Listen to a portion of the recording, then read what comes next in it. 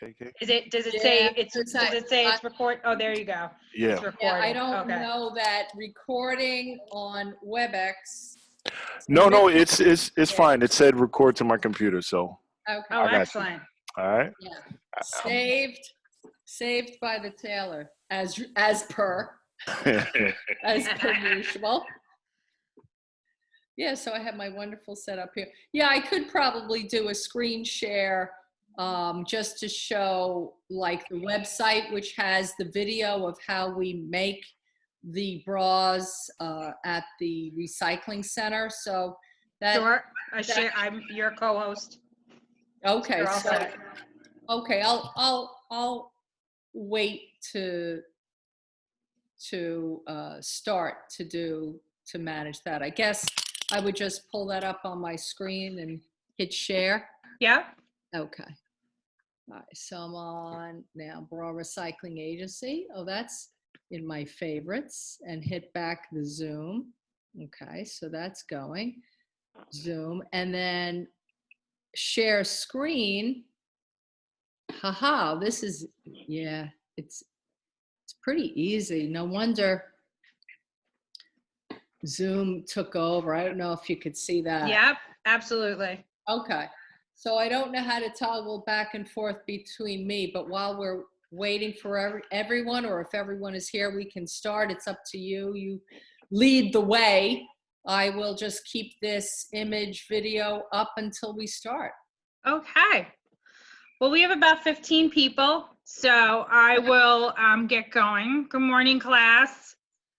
I want to welcome you to Earth Day, welcome you to our sustainability in the future of fashion class. It's pretty exciting that we have our speaker, Kathleen Kirkwood, here with us today, and she is from BRA, Bra Recycling Agency, which was started in 2010, and we're so lucky. She is a former Ford model, and she does intimates on QVC right now.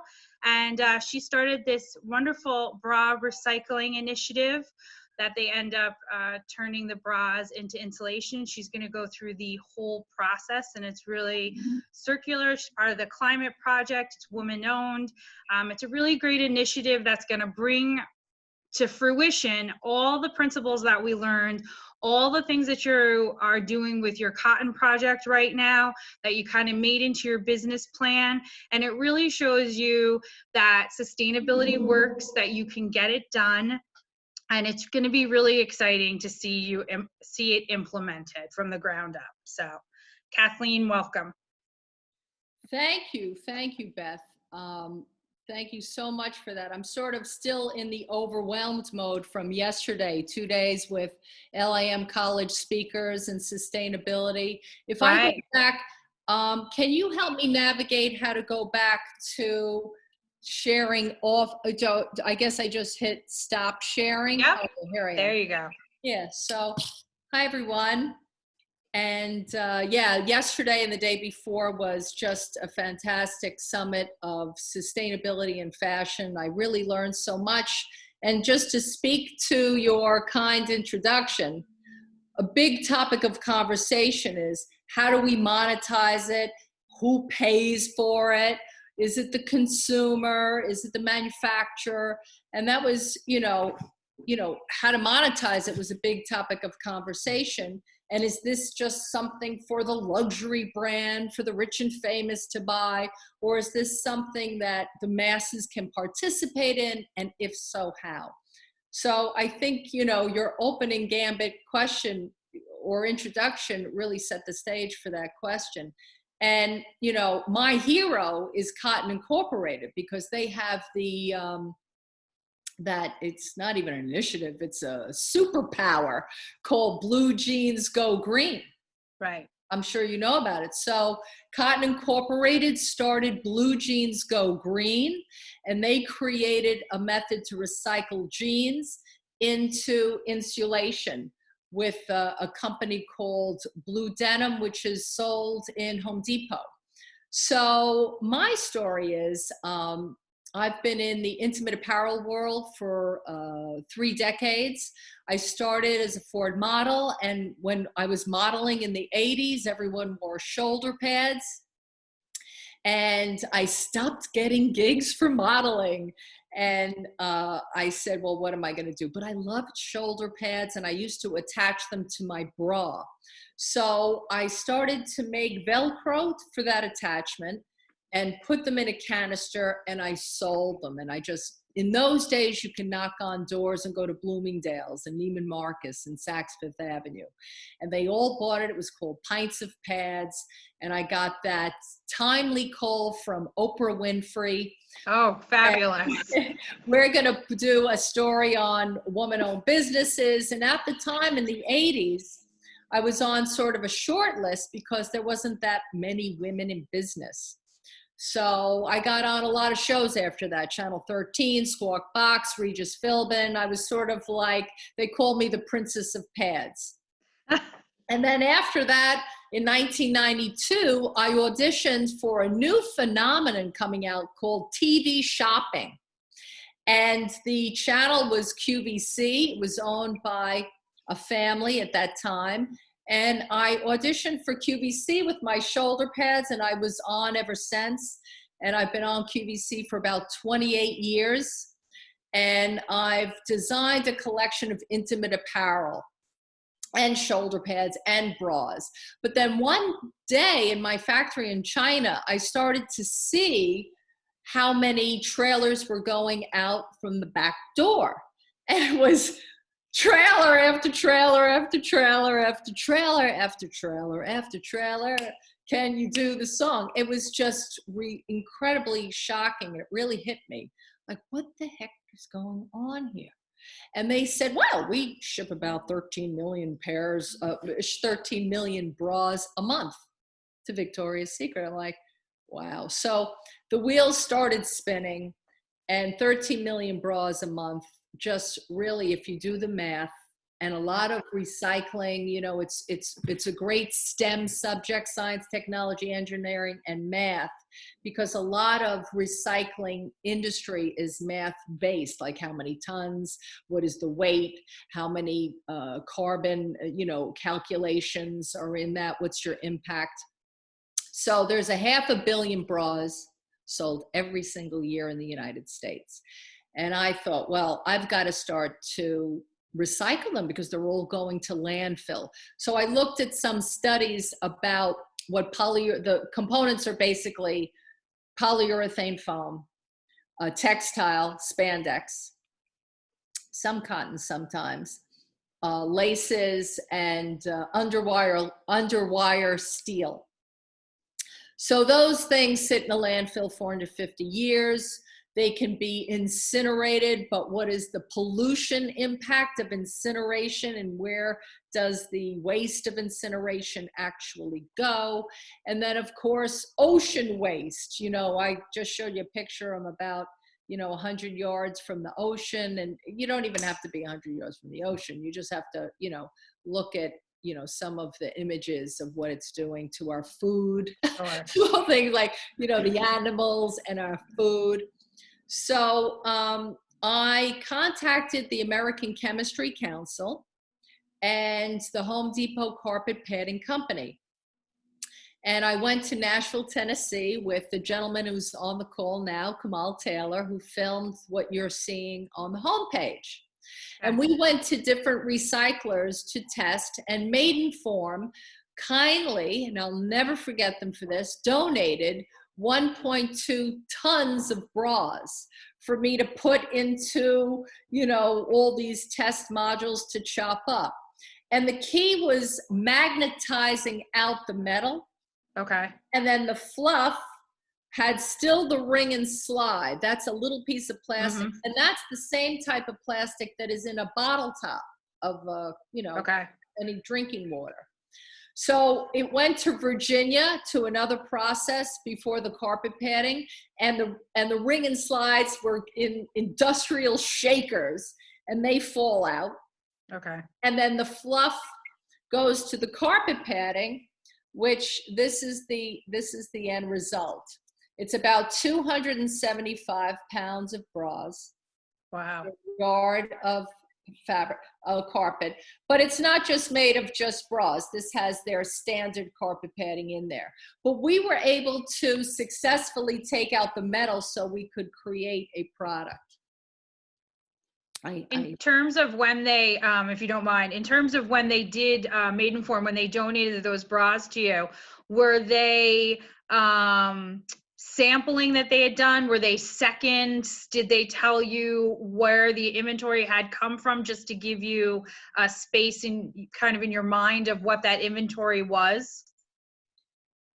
Yeah, so when I asked the CEO, Maurice Resnick, he was incredible about it. He said, well, we have these like town hall meetings for our customers, and we educate them, and they're always bringing us older bras and asking us to recycle them, like, or do Okay. something with them. It was sort of like, you know, people were asking already, like, you know. So he said he would collect them from them, plus he had damages. Okay. And so between the damages and the collections, it was about 10,000 bras, which is our math for about 1.2 tons of bras. So we learned not only how to recycle, but when you're making a cost sheet for what you're going to sell to a brand or a retailer, and I'll talk more about that, because I think the key of this conversation should really be the blood, sweat, and tears that I went through, that I can maybe fast track one of the students listening to how to monetize the thing. Because if you don't have something to sell, even if profitable, not profitable, just to sell, you're just either patting yourself on the back of how green you are and how fabulous you are, or you're just having a lot of great conversations. So, you know, one of the key things to the beginning of my success was to create service products. Right. So I created a certification.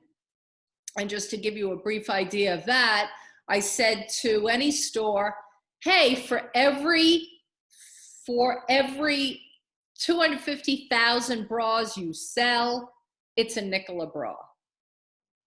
And I have different levels. So like if you're selling, like Victoria's Secret, 85 million bras, it's a penny a bra. But I had a catalyst piece of math that someone could say, and I'll do it on my calculator right here. Okay, so let's say I sell 50, let's say I sell 1 million bras.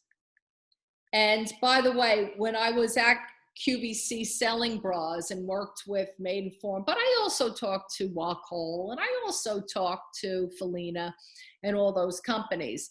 Their minimum buy for a new bra was 250,000 bras. So it wasn't as if you could really be an entrepreneur really and make a small lot like 10,000 bras. You had to make, if you didn't have sales or interest for 250,000 of those bras, that was their minimum. So like when you get into the nitty gritty of the math, you know, a lot of people have looked at me in the past and they say, oh, wasn't she cute with the blonde hair? And, you know, she's doing a nice thing with the bras. It's like, you know, excuse me, this is 50,000 tons a month and an impact. So I'll give you an idea. So 1 million bras times a nickel a bra. And by the way, a nickel a bra, to be able to tell your customer, hey, we're recycling them, there's an end of life. And by the way, while you're recycling, come back to us and buy something new. So it's a green marketing tool. Right. So anyway, the answer to that is $50,000. Okay. So that's one of my business models, where I say to a brand, let's say Maidenform, just because we're talking about them, hey, it's $50,000 for every 1 million bras you sell. And then you could be certified. So you could put that on your social media. You could put that on your hang tag. People can send the bras back to us. You bought the service, we'll recycle. But now you're connecting with them to say, hey, come back. It's like bras on a loop or circular fashion. Sell one, recycle, sell it again. There was no such term as circular fashion when I started. Like in 2014, 15, 16, nobody, and that was sort of the theme of the summit in the last 2 days. Like, nobody really wanted to talk about I'm going to tell you, I'm so hot. Nobody wanted to talk about this subject, fashion sustainability, until like the last 18 months. But anyway, so there was no circular fashion term. So I called it annuity fashion. I thought brands and retailers would like the idea, like a car lease. You buy a lease, then you bring the car back, you get a new car. Right. Like an annuity, buy one bra, but now that bra is an annuity for a brand. They've now connected with that customer for a lifetime instead of one and done. So, that's one of my monetizing stories, Which I think is great, not to cut you off, but we have talked about numerous times when people do have some type of bin or some type of item and they say, bring this in. Some people do have an outlet for it, but we've often talked about, where does all the stuff that H&M, not to bash them, but where does it all go? What are they doing with it? What's their end process for it? And knowing that there was an outlet, it was going somewhere, continuing the story, so we knew that it was part of a process and a cycle. I think that would also help customers, students, anybody continue the process and get behind it, because it is a story and being part of it helps you identify.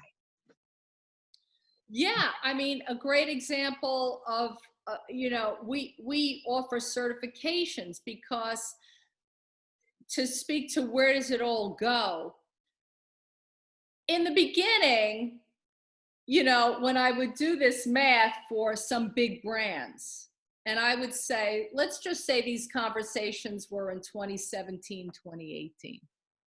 So, okay, they don't sell 1 million bras for $50,000. They sell 20 million bras. So let's just say the bill would be, instead of $50,000, it would be like, $200,000. But if they were recycling 2 million bras from customers that have them, that want to bring them back to you, 2 million bras times, what is an average bra? $30? That's $60 million in sales. Right. So, but they were stuck with, she wants 200 grand. So where they going back to where I started with that thought, they decided, well, maybe we'll give them to charity. Maybe we'll go to Salvation Army or Goodwill or Free the Girls and donate them. Now that's a clothing drive. That's right. Not recycling and taking out a landfill. Okay, that's fine. But it turns out, fast forward 2 or 3 years later, first of all, in the midst of COVID, should we really be giving older bras with bacteria, or whoever was wearing the underwear? Our slogan is, you can give away your clothes, but you can't give away your underwear. So should it really be we're collecting bras and the staff is sifting through the bras and this one's good to give to charity? Why are we giving needy women used bras? Can't we recycle, reduce landfill, and maybe the customer wants to co-op with the brand to give those needy women new fresh bras? So we've been talking about that. Secondly, most women are embarrassed to bring in an old bra for a needy woman to wear. It's like, I don't know, this is old. So the amount of traction they got on this loop marketing opportunity to bring in old and let's sell new, and was lost because they got like 0.00001% of the bras that are out there in the drawers, like tons of them. because women actually did want to bring in gently used or things. So it really didn't have an impact. Plus, the punchline is all those charity organizations, after getting bras that could not be used, they were garbage. Right. They call us. Hey, we got a couple of truckloads of bras we can't use. Can you recycle them? And they're charities. They don't have $50,000 to, Right. but we're looking at the video, all those things cost money. So I think because of COVID, the realization that it doesn't drive traffic, you should, if you're going to give to charity, give them a new bra, for goodness sake, not a used bra. And is that smart anyway? And where are they going? We certify. We have a couple of factories around the country. We give you a certification. And what I'm very proud of is every company that buys a service with us gets a report and a certificate. So this project was done by a very large retailer. And at the end of this, they collected 152 pounds of plastic, 1,582 pounds of textile, 639 pounds of polyurethane foam, and 669 pounds of metal. That's the real deal.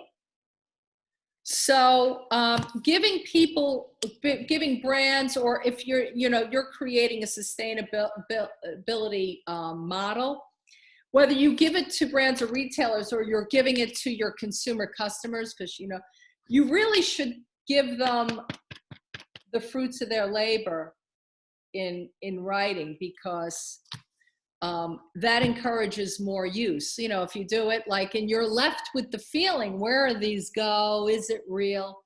Customers will know, and there'll be a backlash. So to say, they're going here, they're being recycled, here is the product, and here is your results, you're going to have, I think, a full body long-term success on that. And this all this stuff that I'm showing you, it's taken me 8 or 9 years to, just like the live Instagram, to fail and figure this stuff out. So I'm hoping, these are great, really great for me. They've been great fast track tools, because when you tell someone you can give them a result report, it's great, because then they can go to their boss, or they can go to their stockholders or stakeholders and say, look what we've done. It checks the box. And a lot of brands are looking for ways to be sustainable, but they're strangled with, they've got their own payroll, they have their own health care, vacation days. So they're going to really start from scratch and take their in-house resources to look around to figure out how to make something sustainable. Or can they work with entrepreneurs like myself? There's a lot of initiatives to sort of check the box and say, hey, we're certified BRI, we have this result, and then they can focus on what they do best, and that is, creating great product.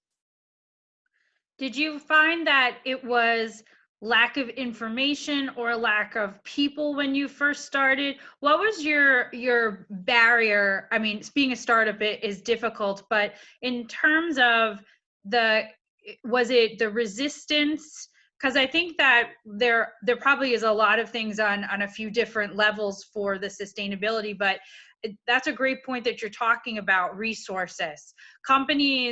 People think that big companies have all of these resources, but they also have a lot of overhead and different debts that they carry. So in terms of what you kind of had to go through and kind of process all that information out, did you find any one source helpful to kind of get started? Or did you have to just hit the ground and go and kind of research it all? Well, let me just start by saying I'm still a startup. Okay, I'm now working with a couple of companies, including SBA. I'm certified WeBank, women-owned, so I have resources to build a business plan. So I've done about 4 excellent case studies showing, for 200 grand, you can make $12 million in revenue. And, I've with all my own money, really, and Right. Kamal's time with us together. So we're ready to break out of case study mode and raise some capital so that we can grow. So in terms of what resources did I use, I'm telling you, I'm going to give you 2 of my favorites. Okay. To really manage growth, today you really need a website, right? And I started in making websites in 1997, and it's hard. You got to have someone develop it, and it's expensive. Over the years, these platforms have made it easier and cheaper and easier and cheaper and easier and cheaper and cheaper. And I love GoDaddy. So I would suggest GoDaddy for email marketing. Kamal's probably laughing because we work a lot with GoDaddy. And they've come so far, and they just opened a website builder. So I'm starting a new division called Green Guys and Goddesses, where I can't do all the sales myself. Plus, I'm not supposed to be doing all the sales myself. So we want to sort of hire consultants or curators around the country that people can sell the services to stores or brands or corporations part-time, and they could become a Green Guy and Goddess. So I didn't want to invest in a whole nother website. So GoDaddy provides a website builder, and it's a single page, but all you need is your contact details and a picture, and you just click and you put the picture on. It's a whole website. Oh, great. Okay. I really love GoDaddy. The second resource that I've used in terms of growing the business, bootstrapping, has been Schedule Once. And it's called Once Hub.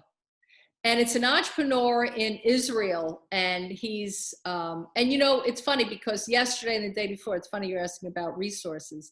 There was a lot of technology platforms discussed and people bringing tips of the trade on what platforms. So I love Schedule Once because a lot of what I do has to be explaining. So my sales process is sort of what we're doing now. Right. But I was wasting a lot of time on email saying, hey, we'd love to talk to you. Can your team be here at 2:00 at 3? And no, I'm not available. Let me look at my calendar. My God, it got to be a full-time job just making the meeting for somebody who wanted a meeting. So there's great platforms. I use Once Hub. And you just you link it to your Outlook calendar, and it gives and people go on it and book a time, and you get it in your inbox. Okay, I'm working with Third Love today or Victoria's Secret, whatever it is, and you just do your calls. It's really nice. In terms of resources to how to do it, how I got this, I use the American Chemistry Council. You really, if you get into what government offers, Small Business Administration, it sounds cliche and it sounds long-winded, but just like navigating through a platform like GoDaddy, if you really get into the platform, you can know how to work it, to make it really work for you, the features. And if you can figure out how to use the features for iPhone and Instagram and going live and all those things, you can figure out how to get help from these organizations, whether it's Under Fashion Club, Small Business Administration, American Chemistry Council. My story for American Chemistry Council, and it's true, I didn't know where to go to start I want to recycle. And I knew that, the bra was made of foam, which is a petroleum-based product. It's oil-based. And so I looked up Exxon, Chevron, BP, Shell.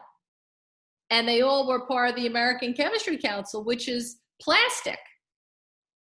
So I called them American Chemistry Council. I said, hey, I'm a designer on QVC and I'd like to recycle. They loved it because no one was willing to go through the effort of trying to recycle a bra. And it's a big problem. And there's some backlash of the oil companies for petroleum-based product, and it just goes to landfill. So if this lady on QVC is willing to take some planes and do some filming, so they paid for a lot of the, I was like, hey, if I go down there and we test the tons, will you pay the bill? And they're like, sure. So you got to have a little, you got to ask. You got Right. and it's tiring because in the old days, in 2008, 9, 10, 11, 12. Hi, I'm Kathleen. Blah, blah, blah, blah, blah, blah, blah, blah, blah, blah. Right? Now it's email. And people delete email. I did hear a lot of people talking, and I've taken a lot of courses, and I'm on these like groups that talk about fundraising and investors and the banking system and how to get attention. Everybody's singing the same song. Not so much the phone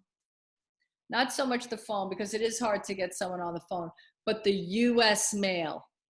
I just took a course. My friend paid for it for me for my birthday. What did the guy, so I tune in, I go log on, I pay my bill. What does the guy say? Don't email, send it by mail. Nobody sends mail, you'll get attention.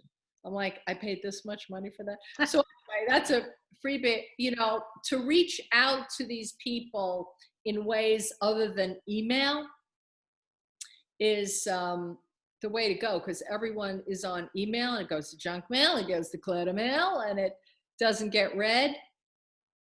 And just the phone. I liked what you said, to circle back a little bit, because you were talking about how, I guess, sustainable words weren't really around, or the use of sustainable words weren't around. And now we discuss it in class all the time. My favorite is when people, this is my personal favorite, and the students get tired of hearing it. I say, it's my favorite when people say that they're sustainable and it's not really a sustainable act that they're doing. Or how is that measurable? So how do you kind of get through when you're talking to people and they don't actually really know what it means? You mean the word sustainable? They always use, or people also say, people use greenwashing terms. Yeah, don't get, you're killing me because, greenwashing, I don't go for it. I'm here I've been the chairman of the town of East Hampton Recycling Committee for the town board for 7 years. And only because, I volunteered my time. And they were like, okay, and I do a good job. I went, 12 years at Catholic school, you know how to do a report. Yeah. So I'm good at that. And us ladies, women, we're natural organizers, I guess. I don't know. But anyway, between that, being in this world of recycling, you see people taking advantage of the words. And it drives me crazy because it just is going to give us all a bad reputation, and it's cheating. I don't like cheating. And so, like, one of my pet peeves is compostable plates and compostable forks. Actually, because, I do a composting. I'm starting another business with a New York City composter. Anyway, compostable forks and plates are not compostable unless you use an anaerobic digester. Okay. Now, an anaerobic digester is a municipality level compost system, and all the food material has to be separate. There can't be meat or oils, and it goes into a $30 million machine. It's usually used for schools, hospitals, and municipal buildings. So, but they put compostable because, yeah, it's so that's greenwashing to me, because when you throw out a compostable fork in your trash, goes to landfill, instead of 450 years like plastic, it's 250 years. So what was talked about in terms of greenwashing yesterday, and your question, there has to be governmental policy made. There has to be, just like when you get a shirt from overseas, the law is you have to have COO, country of origin. Right. You have to have the content, has to be third party tested by SGS or ITS. Right. Right? So we got to get doing this in and even organic food, certified organic food. Right. But there was a lot of labeling discussion yesterday, because there is a fallacy or a false premise that the individual can make these changes.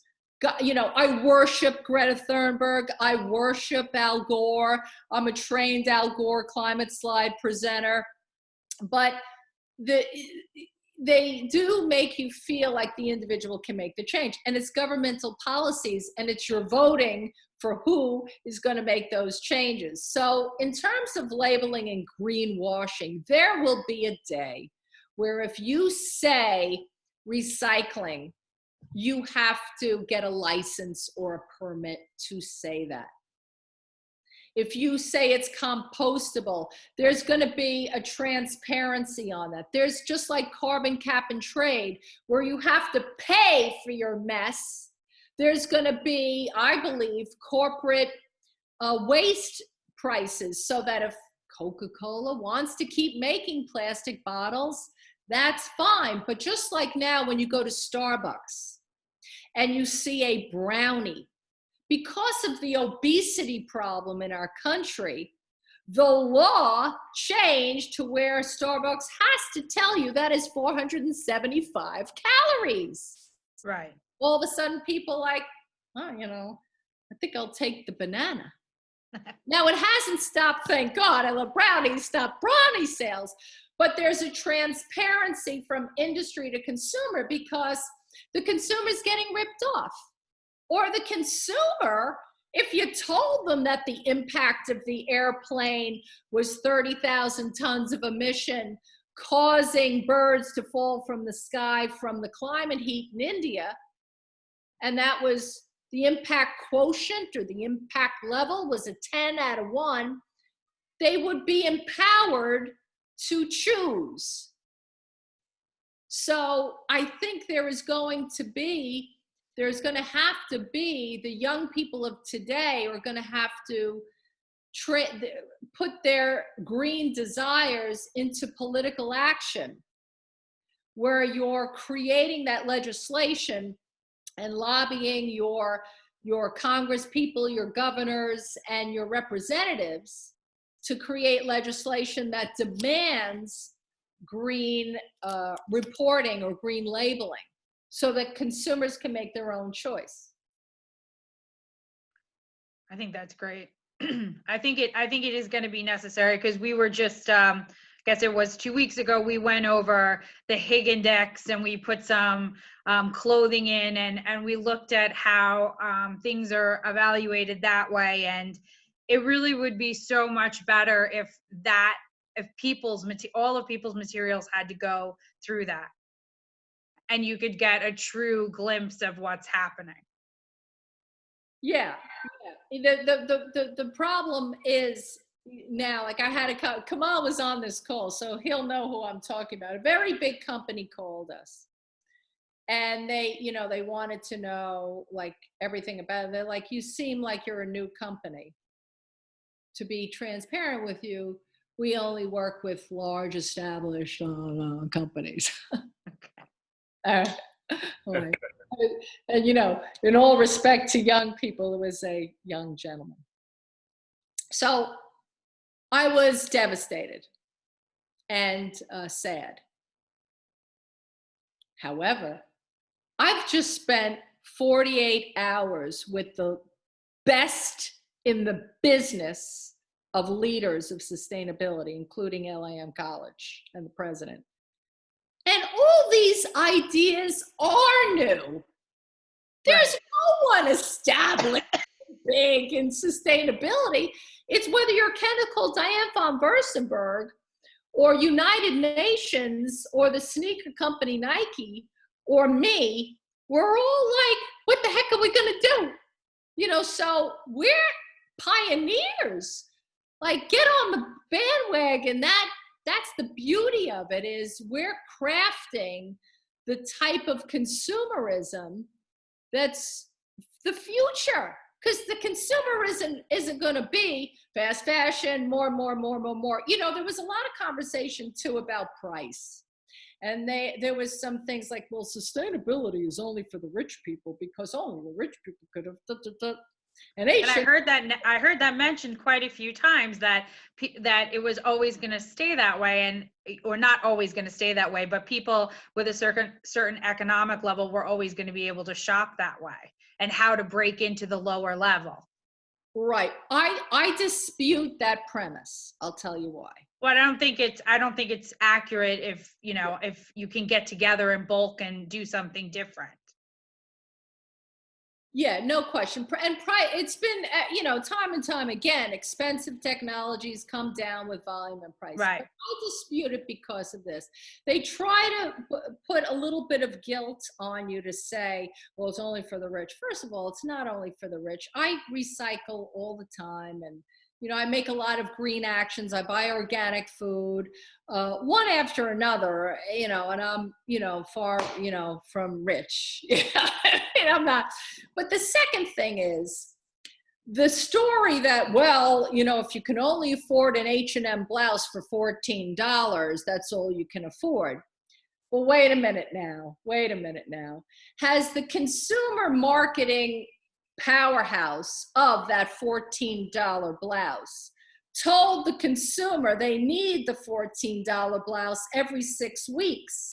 And when you open the closet of that poor customer who can only afford the $14 blouse, they're hoarded with unworn piles of $14 blouses. So how much does that all add up to maybe one very good $80 blouse? So it's the same $80. Right. It's just you're painting a picture of, which is not healthy for anybody, because, you're setting up you're setting up a brand to get a free pass to say, well, our customer can't afford it. Don't promote that conversation path, because it's not true. People are buying a lot of the $2 bras. They're not just buying one and holding up. When they come in for a bra, we've done a lot of events. Like I say, okay, 1-to-1. The average is 7. People bring in 60, 110. There are people that are just have bags of bras. Imagine the opportunity for a store. Like when you go into a store, you're like, okay, I'll take one bra. It's great, I'll take one. But if her mind is now, my drawers are free, they're empty, let me buy like a couple of bras. You're giving them the mindset of freedom from old. They've done a green action. They're reducing landfill. They feel like buying new. And by the way, new designers, new fabrics, new laces, new technologies, they're better than ever. They're made of recycled. There's so many good things happening with new bras. So how do you get them to buy this great new, creating jobs, creating new bras, creating industry, creating technologies for the future of fabrics? How do we drive that newness more? By getting rid of the old. It's sort of like when you look at a store, what was the business model? Markdown money. Right. So you go to a store, okay, they got the old inventory. They went to us, and we had to give them money to sell it to a jobber so that new can come in. So we're just saying to brands, why don't you give your customer markdown money? Give them a nickel a bra or pay for that nickel, right? And for the nickel, they're going to clean out all their bra and go, aren't you great? Let me see what you got. And, you know, there was a lot of talk about technology too. And just to at the end, I'm going to invite everybody for Earth Day to text BRA to 79274, and they'll get a free bra recycling label on their phone. But we're at a fortunate spot because we do sell in-store bins, and we do sell mail-in envelopes, so that like Hanky Panky bought this envelope, they bought about 20,000 of them, and then whenever they ship their Hanky Panky, you get a free bra recycling envelope, and then you fill the envelope and you mail it to me. But we also sell downloadables. So a brand can say, hey, you know, here's my shopping cart and here is my downloadable. You put in your email and we'll email you the, you know, PDF of this. So they print it and send it in. But now they're capturing the data. We also have the same thing like that with text and mobile. So I will say for sustainability, you have to almost sort of design a little bit of technology into it, you know, and that's where I came in with this, you know, the recycling and the chopping and the metal and the magnet and the way this is worked as a garbage, you know, chopper upper thing. That older equipment technology existed. I didn't invent new equipment. But the people who are in that world are not in the fashion world. So I sort of, you know, created a link between garbage equipment and fashion marketing. And the text and the downloadables, you know, make it easy for brands and stores to digest. Like, yeah, I could buy a downloadable. How much is that? Well, it's $30 a click, you know, whatever it is. You have to, again, monetize what you're selling.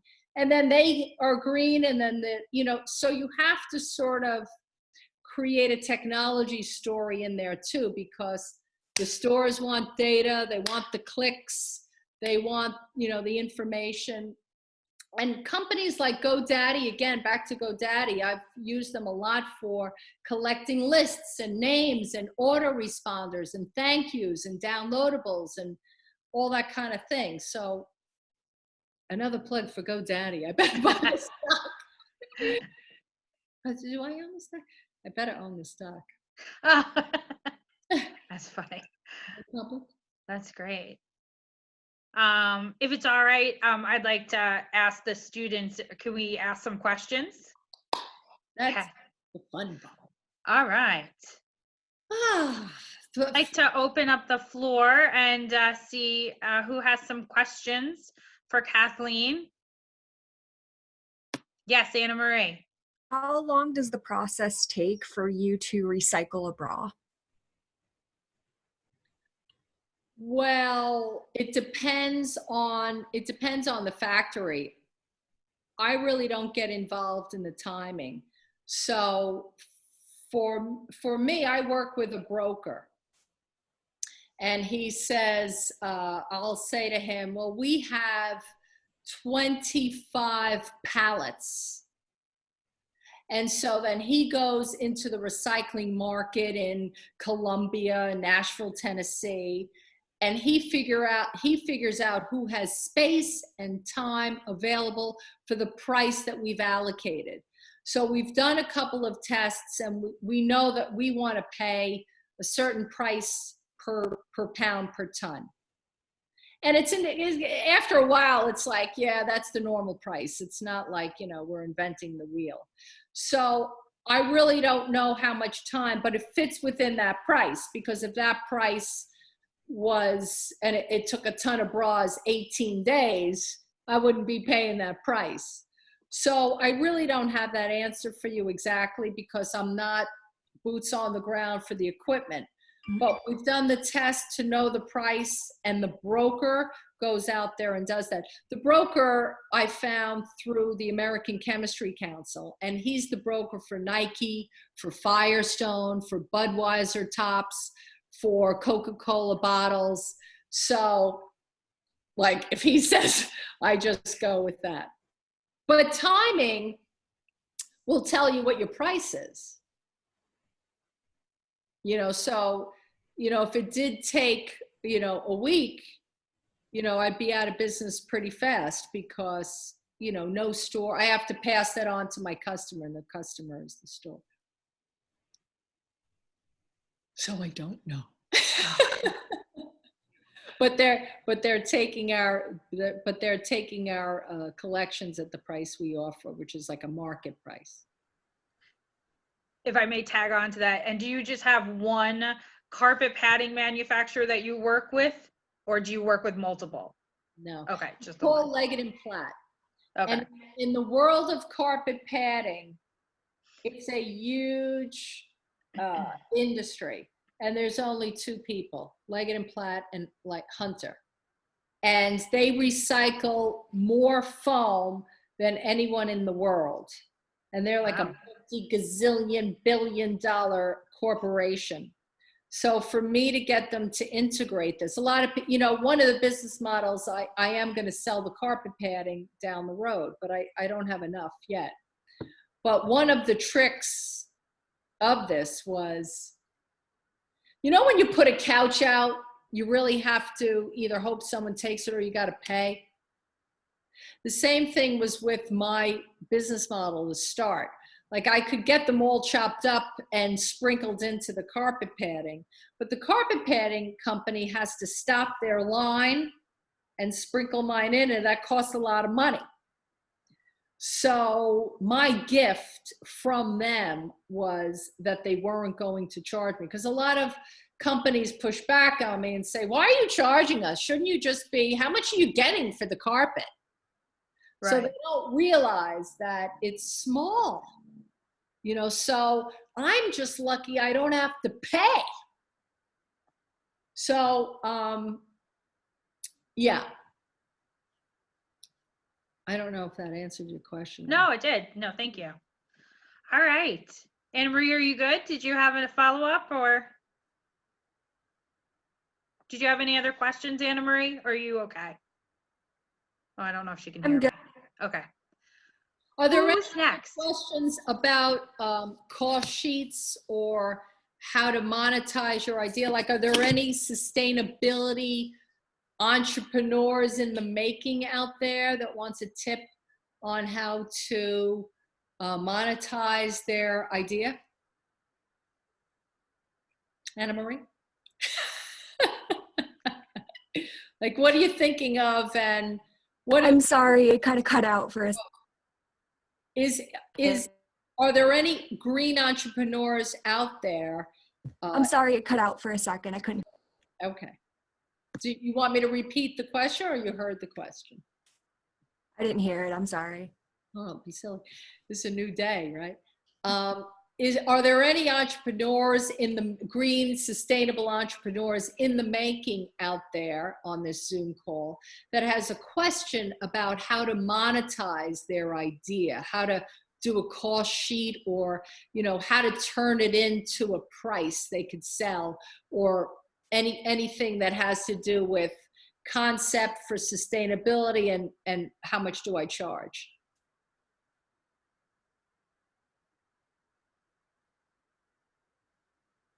You all should have that question, given your assignment that's due very shortly.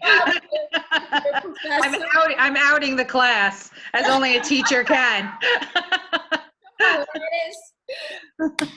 Let's get those bank accounts going. Who's got a question?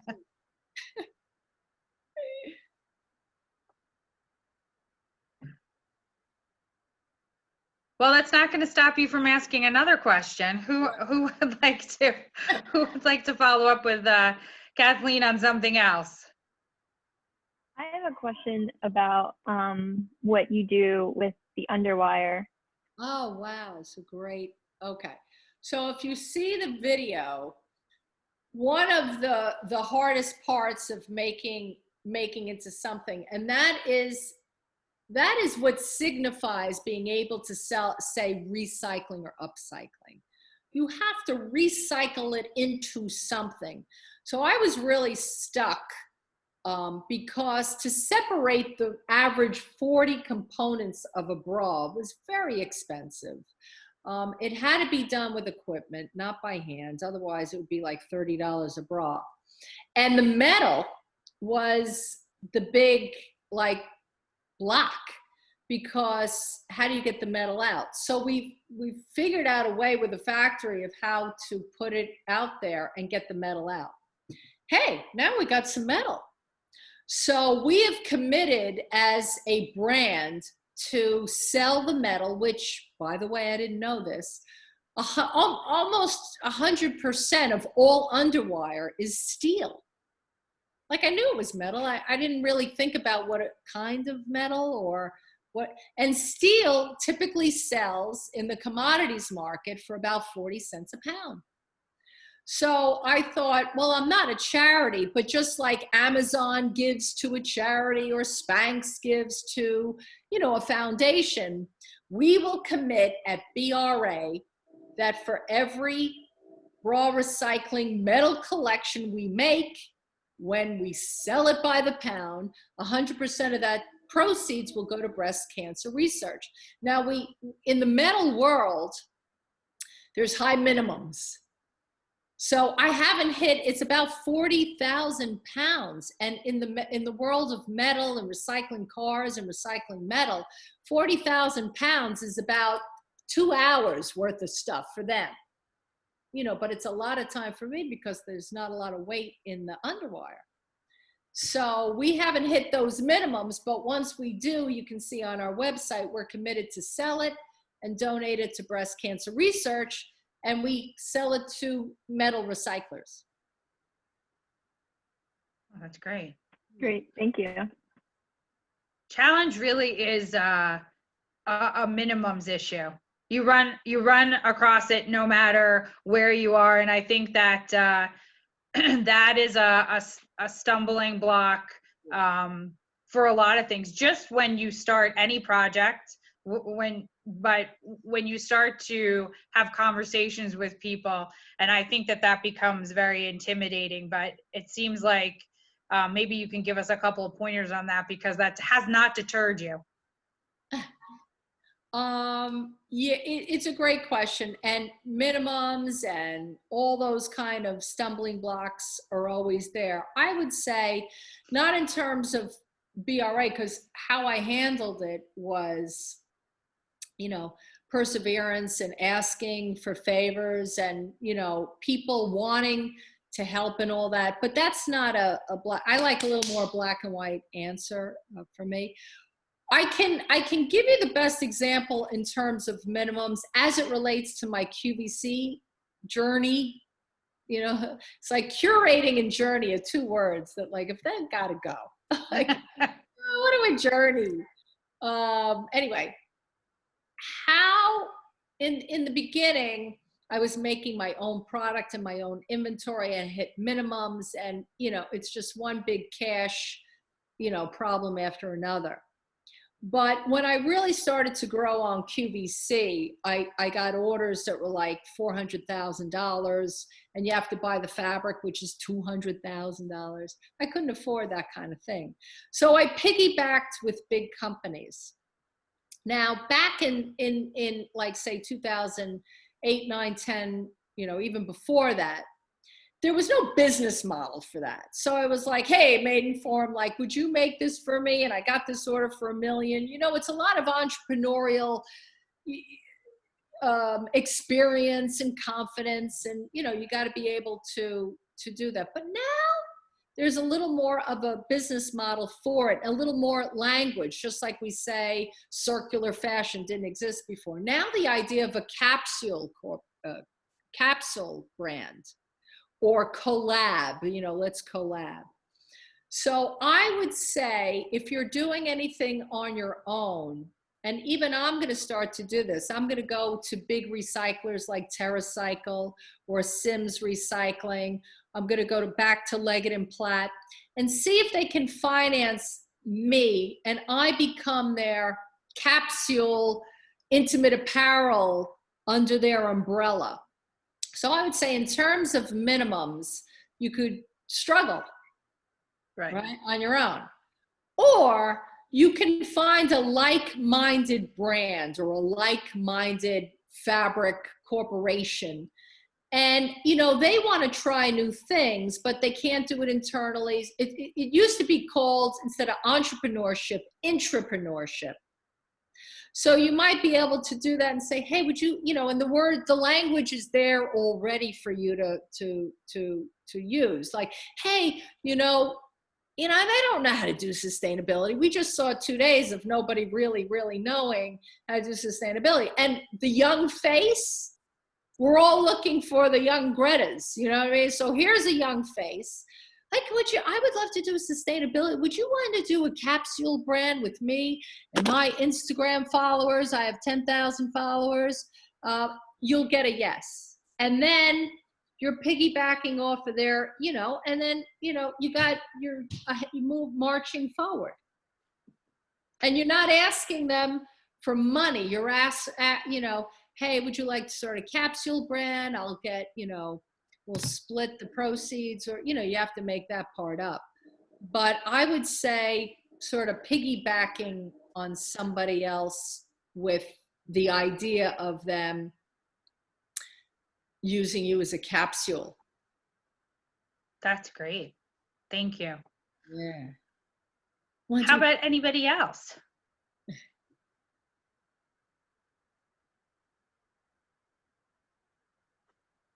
No? Are we sure?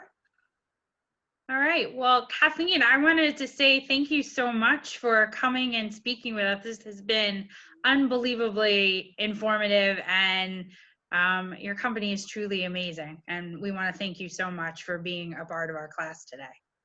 Well, what a great thing on Earth Day, huh? Boy, I got. Yes. And if you want on Earth Day, ladies, you can text BRA to 79274, and you'll get a text with a bra recycling label that you can download. And if you do it, I would say do it to experience how I've integrated technology into my story, because that was a big theme over the past 2 days. So maybe it inspires you to say, oh yeah, that's a good idea. Do the text, Well, thank you so much. Thank you. Had a great time. Thank you. Thanks, ladies. Bye. Thank you. Thank you. Oh, I see you all. You're all so beautiful. Oh my goodness. Oh my goodness. The beauties are in the house. Well, I don't know what to do. I guess, Where's Kamal? Does he shut it off or do I? No, I'll stop.